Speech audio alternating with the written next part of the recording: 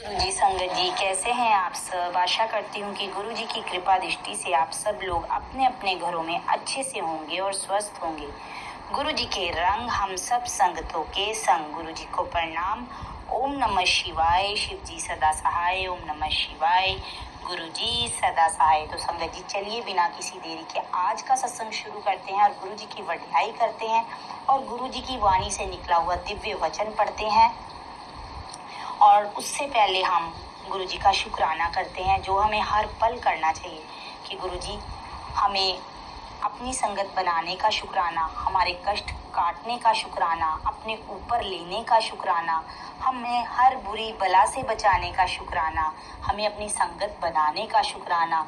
यूं ही अपना प्यार भरा हाथ हमारे सिर पे रखिए गुरु जी, और हमें ढेर सारी ब्लेसिंग्स देने का शुक्राना। शुक्राना अनंतम अनंतम शुक्राना मेरे मालिक। तो संगत जी, गुरु जी की जितनी वड्याई की जाए उतनी कम है। और आगे हम पढ़ते हैं गुरु जी की वाणी से निकला हुआ दिव्य वचन। वचन को ध्यान से सुनिए और उस पर अमल जरूर कीजिए संगत जी, क्योंकि जैसे कि मैं हर बार बोलती हूँ कि गुरु जी की हर वचन में कोई ना कोई सीख है। वचन नंबर 42, अगर कोई मेरी तरफ एक कदम भी बढ़ाता है तो मैं उसकी तरफ 100 कदम बढ़ाता हूँ। गुरु जी कहते हैं अगर कोई मेरी तरफ एक कदम भी बढ़ाता है तो मैं उसकी तरफ 100 कदम बढ़ाता हूँ। जय गुरु जी, शुक्राना गुरु जी। तो संगत जी, इस वचन पर अमल जरूर कीजिए और हर वचन में कोई ना कोई सीख है, उसे अपनी लाइफ में जरूर उतारिए। और आगे एक आंटी जी का सत्संग है। सत्संग बहुत लंबा है लेकिन मैं उसको शॉर्टकट में सुनाऊंगी। आंटी जी ने कहा है कि इसको शेयर करना है संगत परिवार के साथ, और गुरु जी का भी आदेश है। तो चलिए सत्संग आपको सुनाती हूँ। आंटी जी बताती हैं जब वो पैदा हुई तो उनका नाक नहीं था, जिस वजह से उनके पेरेंट्स ने उनको एक्सेप्ट करने से मना कर दिया। और तब गुरुजी फिजिकल फॉर्म में थे तो एक संगत परिवार ने उनको गोद ले लिया। तो उन्हीं के साथ उन्होंने ही उनको पाला पोसा, पढ़ाया लिखाया। और उनके पापा को बीच में शुगर हो गया, क्योंकि वो मीठा बहुत खाते थे, मीठा उनको खाने का बहुत शौक था। तो आंटी जी बताती हैं मैं पापा को लेके बड़े मंदिर गई और गुरुजी को बोला, गुरुजी पापा की कंडीशन बहुत वो है, क्रिटिकल है, और मीठा शुगर बहुत बढ़ गया है। तो गुरुजी तो जैसे कि कम बोलते थे, तो गुरुजी ने कहा कि कोई ना, लंगर करो। तो वहाँ पर लंगर प्रसाद जब हम करने बैठे तो जब पापा को लंगर प्रसाद की थाली आई तो उसमें सब कुछ मीठा परोस रखा था। तो पापा ने गुरुजी को बोला कि मैं तो इतना मीठा खा नहीं सकता। तो गुरुजी ने कहा कोई ना तुसी लंगर करो। तो वो अंकल जैसे तैसे वो जो भी मीठा था वो खा लेते हैं। तो आंटी बताती हैं कि जब हम उसके बाद घर चले जाते हैं और अगले दिन मेरे पापा की जो कंडीशन है वो बहुत क्रिटिकल हो जाती है, सीरियस हो जाती है। तो उनको फिर हम इमरजेंसी में हॉस्पिटल लेके जाते हैं। वहाँ डॉक्टर्स जवाब दे देते हैं कि बचने के कोई चांसेस नहीं है, अब भगवान से ही अरदास कीजिए। तो आंटी जी बताती हैं कि वो वहाँ रोने लग जाती हैं और थोड़ी देर के लिए गुरुजी से विश्वास उनका डोल जाता है, क्योंकि जैसे कि गुरुजी जब परीक्षा लेते हैं तो हम डोलने वाला काम करते हैं। हम ये नहीं है कि हम पूरी गुरुजी पे छोड़ दें, गुरुजी आप जाने। तो आंटी बताती हैं कि मैं थोड़ा डगमगा जाती हूँ और रोते रोते गुस्से में गुरुजी को बोलती हूँ, गुरुजी आपको पता था पापा को शुगर है, आपने फिर भी मिठाई दी। आप मेरे पापा को जैसे मर्जी करके ठीक करो, मुझे मेरे पापा ठीक ठाक चाहिए। और आधे घंटे बाद ही डॉक्टर आते हैं और वो बोलते हैं कि अब जो आपके पापा हैं वो आउट ऑफ डेंजर हैं।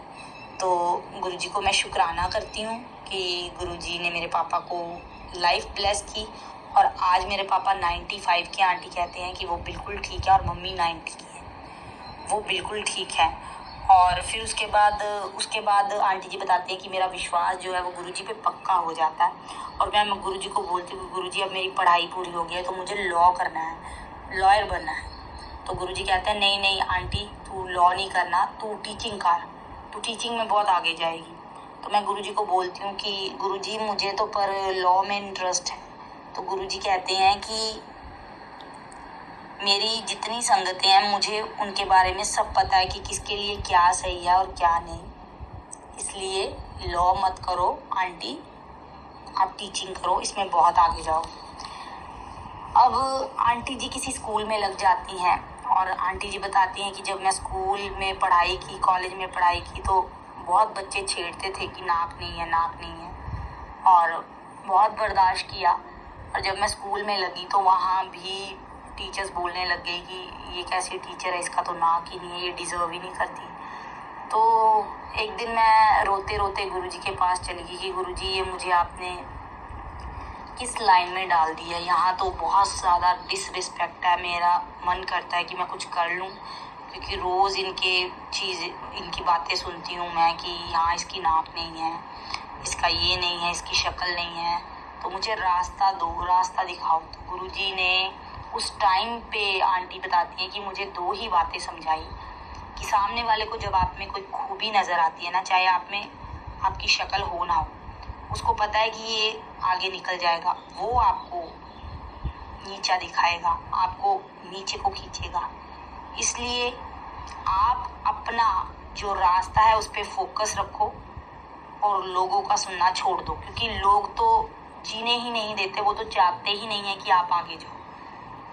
उनको बोलने दो, इधर से सुनो, इधर निकाल दो, आपने जहाँ पर पहुँचना आप उस पर फोकस रखो। तो आंटी बताती हैं कि गुरुजी ने मोटिवेट किया, तब से लेके अब तक मैंने वो चीज़ें अपने मतलब गांठ बांध ली, बहुत कुछ सुना, पर फ़र्क पड़ना बंद हो गया। और 3-4 महीने बाद ही मुझे यूनिवर्सिटी से कॉल आई कि आप आके इंटरव्यू दीजिए। मैंने इंटरव्यू दिया और मेरा इंटरव्यू क्लियर हो गया और मैं वहाँ लेक्चरर बन गई। बहुत अच्छा स्टाफ, बहुत प्यार करने वाला स्टाफ, रिस्पेक्ट देने वाला स्टाफ, और उन्होंने कभी फील नहीं कराया कि मेरे में कोई कमी है, क्योंकि जब गुरुजी आपको जहाँ पहुँचाना चाहते हैं, जो चीज़ देना चाहते हैं, वो हम सोचेंगे कि सही नहीं है, लेकिन हमें बाद में पता चलता है कि जो हमारे माता पिता, क्योंकि गुरुजी भी हमारे माता पिता ही हैं, वो हमारे लिए बेहतर नहीं बेहतरीन सोचेंगे। इसलिए हमें जो गुरुजी कहते हैं हमें उसी पर चलना है, क्योंकि गुरुजी जो हमें देंगे, हम गुरुजी से मांगते हैं ये दे दो, वो दे दो, गुरुजी कहते फूल मांगते हैं, ये एक फूल मांगते हैं, मैं तो इनको गुलदस्ता देना चाहता हूँ। इसलिए गुरुजी को मांगो, गुरुजी से मांगो मत, गुरुजी को मानो और गुरुजी पे विश्वास पक्का रखो। और संगत जी, आंटी जी ने अपना सत्संग इसलिए सुनाया कि बहुत सारी ऐसी लेडीज़ हैं जो ये सोचती हैं कि मेरे में ये कमी है, मैं ये नहीं कर सकती, वो नहीं कर सकती। उन्होंने इसलिए अपना सत्संग सुनाया है कि हर वो लेडी मतलब मोटिवेट हो कि कोई भी इंसान है, हर इंसान में कमी होती है और हर इंसान में कोई ना कोई खूबी भी होती है। ज़रूरी नहीं है हम बाहर जाके ही कुछ कर सकते हैं, नहीं, हम घर बैठ के भी कर सकते हैं। और अगर किसी की भी कोई मन में इच्छा है किसी आंटी की मुझे कुछ करना है लाइफ में, तो गुरुजी के स्वरूप के आगे बैठिए, गुरुजी से अरदास कीजिए, गुरुजी मैं कुछ करना चाहती हूँ, बस मुझे आपका साथ चाहिए और आपका मार्गदर्शन चाहिए, आपकी गाइडेंस चाहिए। देखिए गुरुजी आपको खुद गाइड करेंगे।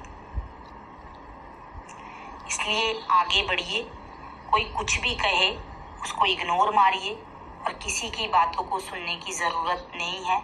आपको जो अच्छा लगता है आप वो कीजिए। तो संगत जी, ये है आज का सत्संग। और सबसे इम्पॉर्टेंट बात, आज गुरु पूर्णिमा है, तो गुरु पूर्णिमा की सबको हार्दिक शुभकामनाएं। जैसे कि आज पूर्णमासी है, तो हर पूर्णमासी पे गुरुजी चांद में दर्शन देते हैं। सो आज आप रात को गुरुजी के चांद में दर्शन कीजिए। और दूसरा, आगे आंटी जी का एक और आंटी जी का सत्संग है, उनको भी गुरुजी ने जॉब ब्लेस की है। और अगर आपको सत्संग अच्छा लगे तो कमेंट सेक्शन में जय गुरुजी शुक्राना गुरुजी ज़रूर लिखिए और बाकी संगतों तक भी शेयर कीजिए। तो चलिए आंटी जी का सत्संग सुनते हैं। जय गुरुजी। ओम नमः शिवाय। गुरुजी सदा सहाय, गुरुजी सदा सहाय। संगत जी, ये मेरा शुक्राना सत्संग है। तो 2 साल पहले मैं बैंगलोर आई अपनी कॉलेज करने, हायर एजुकेशन करने। 2 साल से सब सही चल रहा था और फिर एक टाइम आया जब कॉलेज में इंटर्नशिप की रिक्वायरमेंट थी। टीचर्स ने बोला था कि आपको इंटर्नशिप करना पड़ेगा, इट्स कंपलसरी। तो मैंने गुरुजी की कृपा से बहुत 1-2 दिन वाली इंटर्नशिप की है, लेकिन अब 3rd ईयर में मैं पहुंच गई हूँ और 3rd ईयर में कंपलसरी है कि 1 मंथ या 2 मंथ्स या 3 मंथ्स मैक्सिमम का इंटर्नशिप एक्सपीरियंस होना चाहिए। उसमें से हमें मार्क्स मिलेंगे और हमारी ज़्यादा जॉब एक्सपीरियंस बढ़ेगी। तो मैं गुरुजी से यही प्रार्थना कर रही थी कि गुरुजी 2 साल हो गए या मुझे कोई परमानेंट इंटर्नशिप, ऐसे 3 महीने वाली इंटर्नशिप ऐसी कोई मिली ही नहीं अभी तक। इस साल मुझे दिलवा दीजिए गुरुजी, इस साल मुझ पे कृपा कर दीजिए, मुझे दिलवा दीजिए गुरुजी। ऐसे ही कॉलेज के बाद कोई काम नहीं रहता है, मैं घर में बैठी रहती हूँ, सत्संग जाती हूँ, सत्संग घर पे भी होते हैं, लेकिन कोई जॉब नहीं है। मम्मी पापा का सहारा बनना चाहती हूँ गुरुजी, आप कोई भी इंटर्नशिप मुझे दिलवा दीजिए। और मैं इवेंट्स फील्ड से हूँ, मुझे इवेंट्स पे ही इंटर्नशिप दिलवा दीजिए गुरुजी, प्लीज आप कृपा करिए मुझ पे। मैं ये प्रार्थना कर रही थी गुरुजी को। तो क्या हुआ कि आज मैं कॉलेज गई, फिर कॉलेज में मेरे एक दोस्त है, वो एक कंपनी में काम करते हैं, तो उनसे मैंने ये बात शेयर की कि मुझे इंटर्नशिप चाहिए, मिल नहीं रही है कोई। तो उन्होंने मुझे बोला कि उनकी कंपनी में इंटर्न्स आ रहे हैं, अभी ओपनिंग्स है।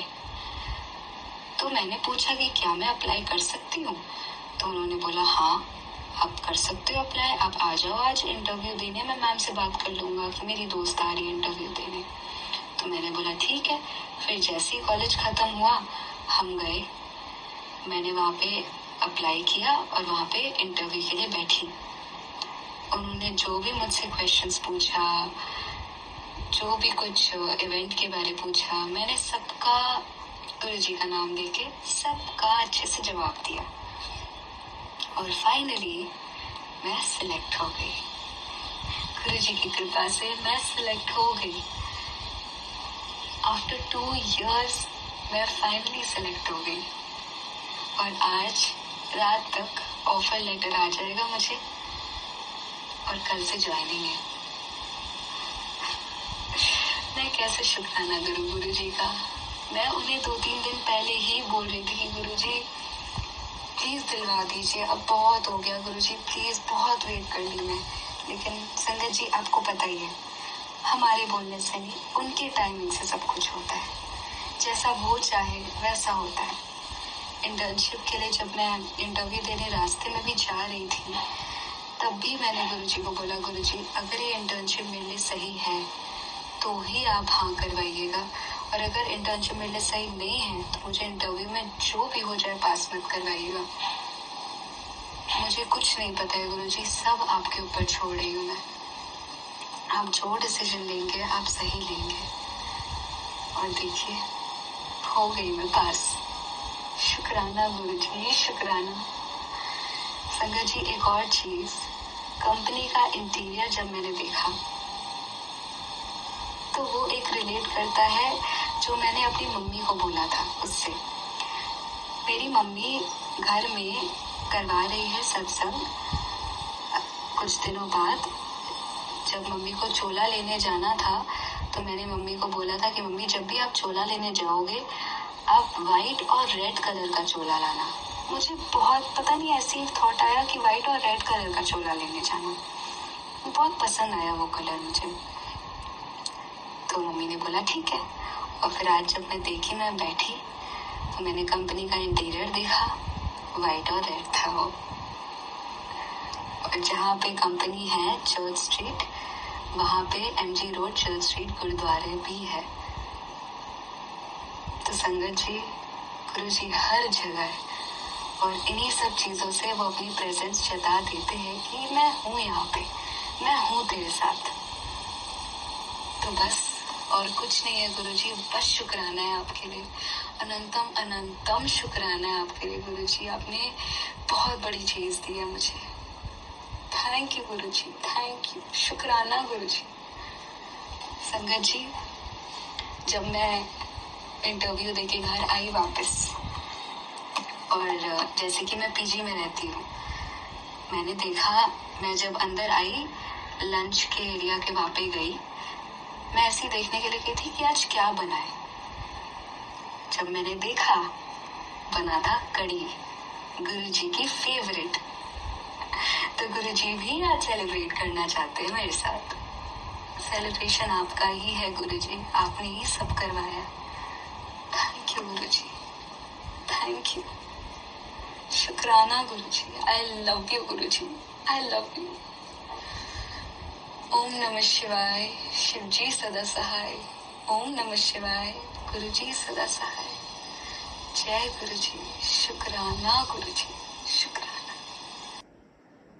चलिए संगत जी, आज्ञा दीजिए। और आज्ञा लेने से पहले एक बात बोलूँगी कि जैसे कि ये गुरुजी का बर्थडे का महीना है, तो गुरुजी ने अपने संगत को 7 नंबर से ब्लेस किया है। और ये साल भी जो है 2025, 2 और 5 7 का साल है। तो गुरुजी ने अपनी हर संगत को 7 नंबर से ब्लेस किया है। अगर आपकी लाइफ में बहुत ज़्यादा प्रॉब्लम चल रही है, आप हर जगह प्रॉब्लम से घिरे हो, तो समझ लीजिए कि गुरुजी आपका बहुत बड़ा कल्याण करने वाले हैं।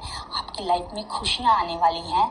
सो हंसते रहिए, मुस्कुराते रहिए, पॉजिटिविटी फैलाते रहिए। बिल्कुल डोलना नहीं है, बिल्कुल घबराना नहीं है। गुरुजी पे विश्वास रखिए, गुरुजी आपका कल्याण ज़रूर करेंगे। तो चलिए हाथ जोड़ते हैं, आंखें बंद करते हैं और मंत्र जाप करते हैं। ओम नमः शिवाय, शिवजी सदा सहाय। ओम नमः शिवाय, गुरुजी सदा सहाय। जय गुरुजी।